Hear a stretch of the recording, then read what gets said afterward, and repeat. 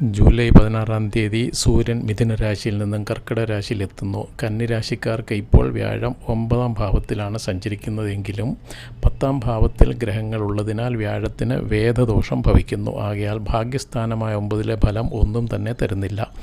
എന്നാൽ ദോഷസ്ഥാനമായ 10-ലെ ഫലമാണ് തരുന്നത്. എന്നാൽ 16-ാം തീയതി സൂര്യൻ രാശി മാറുന്നതോടുകൂടി വ്യാഴത്തിൻ്റെ വേദദോഷം മാറുന്നു. ആകയാൽ കന്നി രാശിക്കാർക്ക് ജൂലൈ 16-ാം തീയതി മുതൽ വ്യാഴം 9-ൽ നിന്നുള്ള പൂർണ്ണഫലം തരുന്നതാണ്.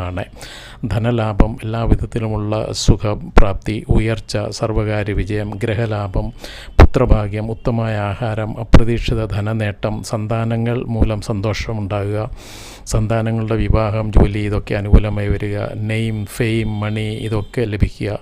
വിദേശത്ത് പോകുവാൻ ആഗ്രഹിക്കുന്നവർക്ക് അതിന് അനുകൂലമായ തുടക്കം കുറിക്കുക. ഇവർക്ക് ജൂലൈ 16 മുതൽ മഹാഭാഗ്യം തുടങ്ങുകയാണ്.